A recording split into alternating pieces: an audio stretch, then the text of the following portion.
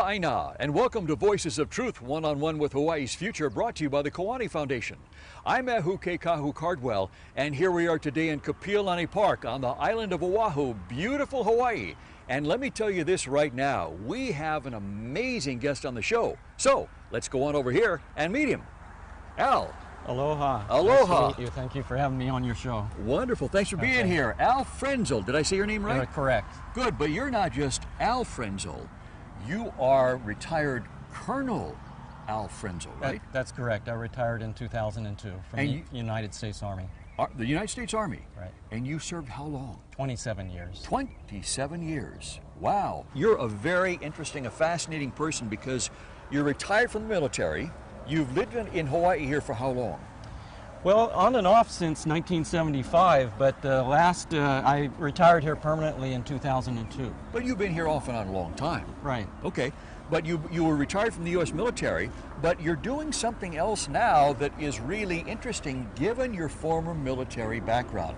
Tell us what that is. Well, I'm part of what I call the Oahu Council for Army Downsizing that is advocating for the Army to cut its forces on Oahu. And I'm not the one that came up with the idea, it's actually the Army that came up with the idea. No kidding. They announced in June that they have to cut 100,000 personnel from their active duty forces, and if sequestration kicks in, they have to reduce down to 130,000. What is sequestration? Sequestration is part of the Congress's mandate, legal requirement that if they don't cut certain discretionary items, that the budgets are going to be sliced without judgment or without any sense of logic. And they don't want that. No. But sequestration actually kicked in a couple years ago, and they were able to, some legal finagling, delay it to 16. So they just kicked it out. It's public law. They kicked the can down the river. But nevertheless, regardless of sequestration, the Army has to cut 100,000 personnel. And Schofield Barracks and Wheeler Army Airfield were identified for a total of 19,800 cuts. So it's not Al Frenzel saying we should just arbitrarily cut Schofield and Wheeler Army Airfield. The Army's actually considering it as we speak. Right, but Al, any way you cut it, 100,000 is a lot of people to cut. It is a lot of people. It's mainly based on not only the budget constraints of the United States, but also the mission of the Department of Defense changed. They no longer have to fight 2 major theater wars and a small-scale contingency. Their mission was almost cut in half, only required to fight 1 major theater war and 1 small-scale contingency. Big change, huh? Big change. Wow. It's a sea-state change, as they would say in the Navy. And so the Army is the most affected by this. And as you can see, with them actually targeting Schofield as a bill payer to go for some of these personnel spaces. And I'm not anti-military. Obviously not, because you were in it. Well, but some people think I am, because they say, how can you be against the Army? And I'm not against the Army. I'm against the Army doing stupid things. See, this is why we wanted to have you on Voices of Truth, to explain that very thing there. But, you know, Al, let's go back a while in time, and let's start out with, explain to everybody, if you would, how the U.S. military got to be this big in Hawaii in the first place. Well, you know, it's always been a legacy force from the days of the overthrow. And meaning leftover, huh? Leftover. But the Inouye machine that brought a lot of... Senator Inouye, the late Senator Inouye. Late Senator Inouye had a lot of influence on how much pork was brought into the state of Hawaii. And so he fought very hard and negotiated and influenced the Department of Defense to put a lot of assets here, regardless if it made sense or not. And so the division grew by double, maybe even triple, depending on how you count personnel. The Navy's grown, the Marines have grown. So DOD has a $14.7 billion budget, and a lot of that's attributed to Senator Inouye, and a lot of that is actually pork and waste that could be cut fairly easily. The Army's piece of the $14.7 billion is only $1.3 billion. Small piece. Small piece. Relatively speaking. Not the end of the world if we were to lose part of that piece. So Al, you know, it's no secret that when the late Senator Daniel Inouye, U.S. Senator Daniel Inouye, was in the U.S. Senate, he was probably the best one, or one of the 2 or 3 best at directing pork or funds to the people and place he represented, Hawaii.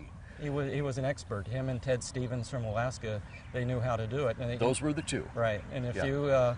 you know, with that kind of seniority and Akamai sense of how the Congress runs, they can funnel, you know, they did what they did. So you mean to tell me that what he funneled here was not necessarily because it was needed from a defend Hawaii standpoint or defend the U.S. standpoint. He did it because he could do it and nothing more. It was just pork. Frankly, yes. Wow. And a case in point is the Stryker Brigade. The Stryker Brigade can't train on Oahu. It can't deploy from Oahu. It's just a big giant paperweight that's sitting up in central Oahu and that cost us a lot of money. How did you get involved in all of this stuff, Al? Well, I really haven't been involved with the Defense Department since 2005, but I get updates every now and then, and an update came into my email box in July notifying me just as a matter of information about these cuts. And I looked at the cut list and I said, oh my God, $19,800 for Oahu. That changes a whole paradigm. You know, we always considered that there might be an 8,000 person cut. And I always assumed that the Defense Department was going to wise up and cut the Stryker Brigade and say, let's get rid of this paperweight. But when you go to 19,800, that's a game changer. Because if you look at the numbers of where the Army is stationed on Oahu, they cannot justify retaining Schofield Barracks and Wheeler Army Airfield. So I see that as such a fantastic opportunity. Once in a lifetime this will ever occur, that the state of Hawaii could actually gain these very valuable properties, billions and billions of dollars. Gain them back. Uh-huh. And also save Hawaii taxpayers and U.S. taxpayers money at the same time. My last assignment was at the U.S. Army War College. I was a faculty instructor there. That's a big deal. Well, sort of. It's one area in the Army, in my experience, where I actually developed a skill that was not just a generalist in nature. And so my department actually taught this subject on how forces should be sized, and so called force management. That experience that I have there transfers exactly to what I'm doing right now, and I just saw that as a calling to me that if I didn't use my expertise on this issue now, I'd be wasting this opportunity and letting the state of Hawaii down. So back in the War College, going through that exercise got you thinking about that, didn't it? Right. I even did a paper in 2002 recommending that the Defense Department cut all of its forces by 40%. Wow. And I kind of lined out which forces should be cut. Kind of like a second phase of the peace dividend. But as you and I know, a year or so after that, then the attack on the Twin Towers of 2001, 9/11 disaster, changed the dynamics for a while. We've overcome that now, and the Defense Department now I think is in that phase, that second phase of peace dividend cuts. You're saying there should be a reduction here in Hawaii of 85%, yes? Yes, yes. Wow. And that's what frees up Schofield Barracks and Wheeler Army Airfield. Gotcha. Because all of the residual Army folks stationed on Oahu would be assigned to Fort Shafter. Gotcha. Wow. Okay, so that could really, like you say, open up some prime real estate. Well, opens up billions and billions of dollars of facilities. Basically what you have up at Schofield Barracks and Wheeler Army Airfield is two complete cities with infrastructure and all of the accoutrements thereof in 100% condition, better condition than anything we have in Honolulu or outer islands. The housing, buildings, offices, etc., thanks to the late Senator Inouye, have all been renovated or rebuilt or brand new. So there's extremely new facilities that could be repurposed for hundreds of great ideas.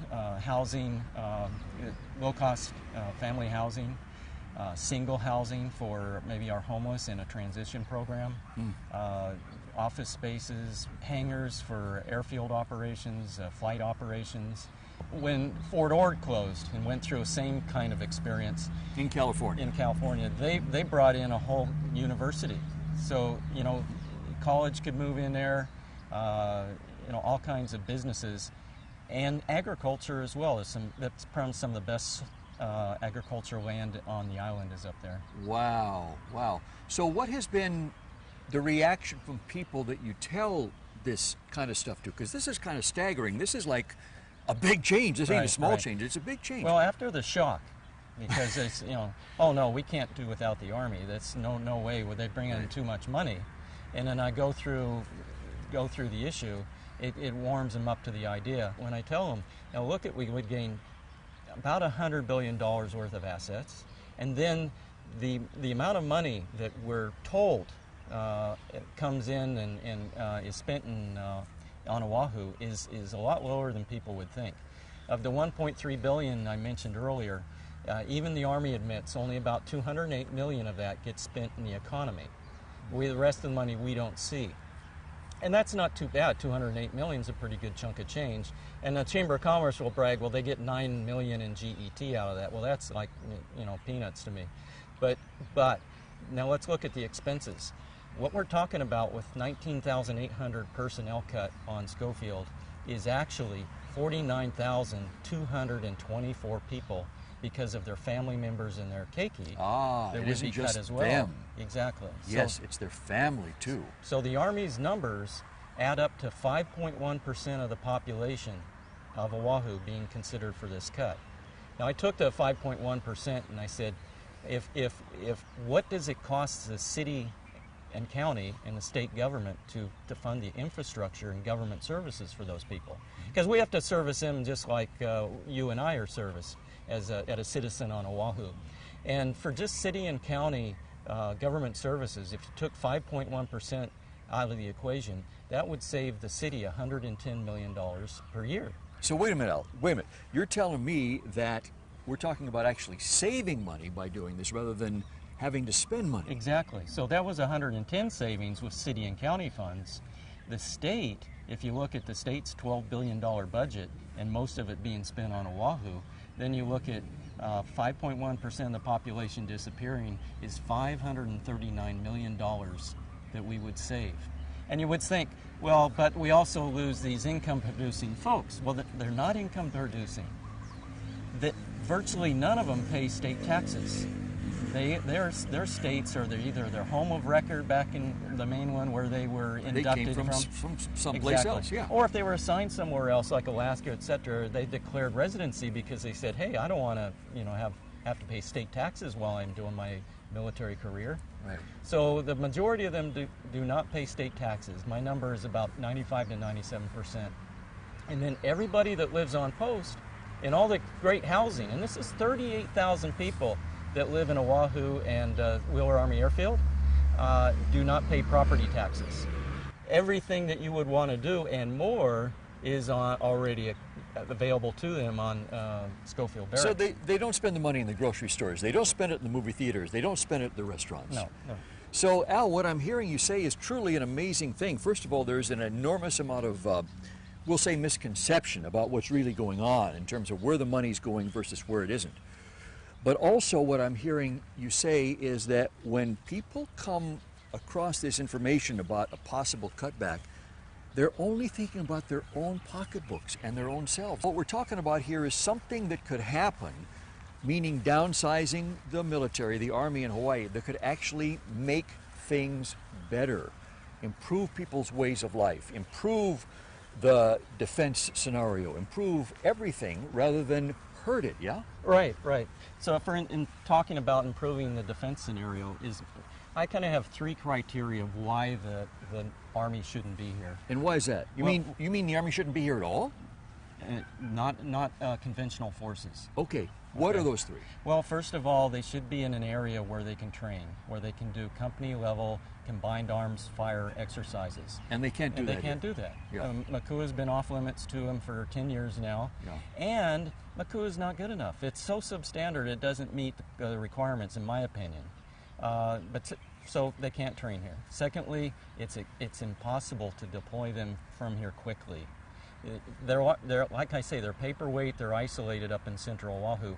The Defense Department has to coordinate cargo ships to come from the West Coast or wherever from the continental United States to steam to Hawaii. First they have to get them on contract, steam to Hawaii, and then load up, and then, you know, steam slowly to wherever harm's way is. Yeah, but Al, what about those people that say, but for heaven's sakes, Hawaii's in the middle Pacific. If this isn't geographically perfectly located, then we don't know what is. What about those people that say that? Well, we don't have the cargo aircraft here either to move quickly. Okay. And oh, by the way, to get cargo aircraft in here would take an amazing feat of the Transportation Command of Department of Defense to coordinate all the national assets and fly them into Hickam, and then there wouldn't be the space on the ground to quickly move these forces. So what I'm saying is they can be deployed from here, and they're definitely in the Army's war plans, but they're not easily deployed. It would take by air weeks and weeks to deploy them, and by ground months and months. So you're talking a logistical nightmare, really. Right, and oh, by the way, that's also my specialty, is I was a career logistician for most of that 27 years. So you know what you're talking about. Well, I think so.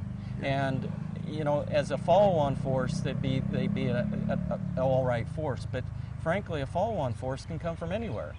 But as an emergency deployment force, we can get forces from the continental United States quicker to anywhere in the Asia-Pacific theater than we can Schofield. So you're saying it could be done better, faster, cheaper, by having the Army somewhere other than sitting here in Hawaii. Right. You took my third criteria, which was the cost. Okay. The Army should be in locations that are affordable. You wouldn't want to be in the most expensive place in the world, which is Hawaii, and they pay the same bills we do, and they ship all their equipment in, all their logistics in. It costs a fortune. So I could see being in an expensive place if they could train, or it was deployable, or it was positioned forward, like in Korea or one of the other allied countries, but it's not. They have a force they can't train and a force they can't deploy in the most expensive place in the United States. Okay, so if one of those three were present, or maybe even if two of those were present, we might say, okay. But it's three strikes, baby. I think so. Wow. Well, that's my position, and I think it makes a lot of sense. You know what it sounds to me like, Al? It sounds to me like somebody who is still, today, driving a Model T after all these years and is just not willing to give it up when there's a much better mode of transportation. They're not willing to walk away from the Model T and say, you know what, that's antiquated. I want something newer, better, faster, and more economic, something economically that makes sense. Right. Well, you can't blame the Army for that entirely. Really, basing and where soldiers and forces are based is a political issue. Yeah, so it sounds to me like it's not the military people that are holding this in place, but the politicians and people that the politicians talk to, and people that have something to lose, something personally at stake in their own wallet, yeah? Exactly. And, wow. And how much money can those people bring back to their home states or their hometowns? Wow. So Al, how are we ever gonna leverage this? How are we gonna pop the lid off of this so we can start to make this happen? Well, it really takes our senators and our congressmen to get on board and see the benefits of this and to assist in the process. But even if they don't, frankly, it works in our favor that they're junior and sophomore representatives. The one reason that this opportunity could actually come to fruition is that we don't have the political power that the other states do, because we're competing against 18 other states. This 130,000 cut is identified to fall over 19 states with different Army installations. So there's going to be winners and there's going to be losers. And the other 18 states are fighting just as hard as some of the knuckleheads in Hawaii to keep the soldiers to keep what they got. Yeah, exactly. Wow. So this is like a slugfest. Exactly. But I will tell you, the other states don't have the strange dynamic we do, which is, first of all, they don't have an organization like me fighting to support the recommended cuts, but also a large portion of the people of Hawaii who would like to see the Army just, leave Hawaii permanently. When this happens, what can Hawaii look like? What can the future of Hawaii be when this occurs, after this occurs? Okay, if this occurs, which is really important, I always am leery of going into using the the assets that we would acquire. But all of those assets are identified surplus would transfer under the base realignment and closure procedures to the state of Hawaii, and then things would trickle down from there. So it would go from the military to the state of Hawaii. Right. Gotcha. The federal agencies would have first choice, but frankly, there's no federal agencies up there. So I don't see that happening, that they're going to say, I want this building or this acre or whatever.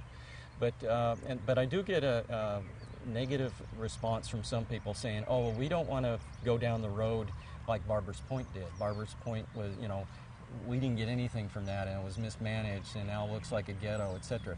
This wouldn't happen with this downsizing for a couple reasons. First, the Army Corps of Engineers are going to manage the transition, and I have a lot of faith and confidence that they will manage this correctly. They did so in Europe.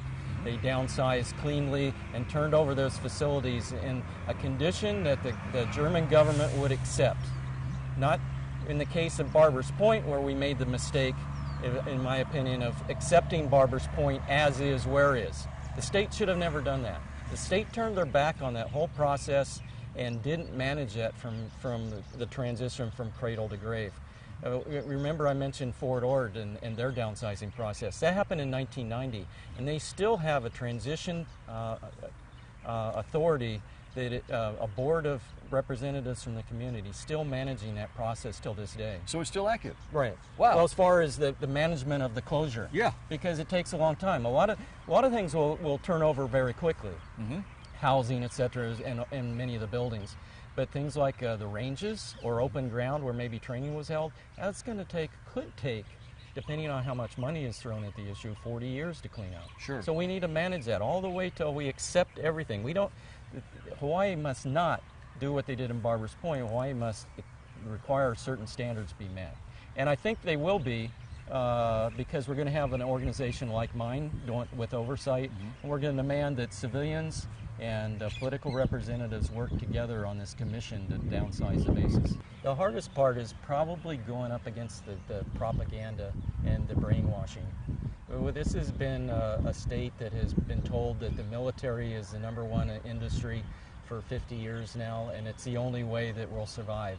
So, and our government officials not only buy that philosophy, they project it. And so the propaganda they spew out is really hard to fight, and except for a few of the representatives, few of them would have an audience with me and actually listen that there's two sides of this story. Probably also the fact that Pearl Harbor occurred, that Pearl Harbor was attacked by a foreign power, and the memory of that has something to do with it also, yes? Well, I hope not, because the military isn't here to defend Hawaii from a threat. The military is just here positioned to defend the United States. There are no perceived threats of an amphibious attack or over the land attack of Oahu, so that's not why they're here. But some people actually that I run into believe that. Is that right? Yes. Wow. Wow. So they're afraid that we could be attacked. I do get told, well, Korea's a threat, and they'll throw missiles into us. Well, what would they expect, the Army to catch them?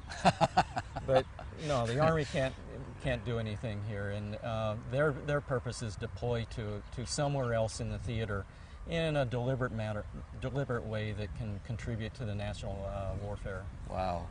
Al, are you hopeful for the future of Hawaii? For Hawaii, yes, I am. I think that the way that the people are starting to look at the opportunities out there, and that they're more than the status quo to think about it, the better our minds will be to change. Yeah, this really is all about opportunity, isn't it? It's total once-in-a-lifetime opportunity, I call it, because this round of cuts, this is one of the most huge cuts in peacetime eras since World War II, isn't going to happen again, not in my lifetime. Wow. So there's this huge opportunity that if we don't take advantage of, it's never going to happen again. No. Wow. And that's where we're going to leave it. Al Frenzel, thank you so much for being on Voices of Truth one-on-one with Hawaii's Future. It's been great to hear all this. It's really opened my eyes a lot in what you shared with us today, and I know it's opened up our viewers' eyes also. So mahalo for being here. It was a pleasure. Thank you. Thank you. Mahalo. And mahalo to our viewers for joining us with Al on Voices of Truth one-on-one with Hawaii's Future. Remember, you can watch us on the web 24/7 on voicesoftruth.tv.com And you can like us on Facebook. I'm Ehu Kekahu Cardwell for the Kiwane Foundation. And until next time, ahui ho!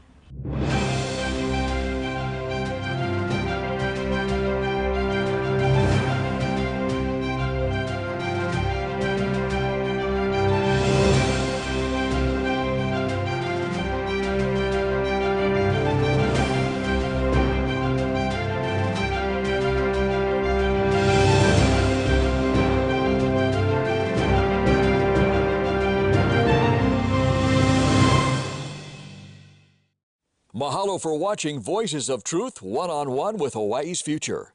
Watch us on the web 24/7 at voicesoftruthtv.com. You'll find all our shows, including this one, in case you want to see it again or share it with family and friends. Also view our weekly video commentaries at freehawaiitv.com. And check out our blog, published daily, at freehawaii.info.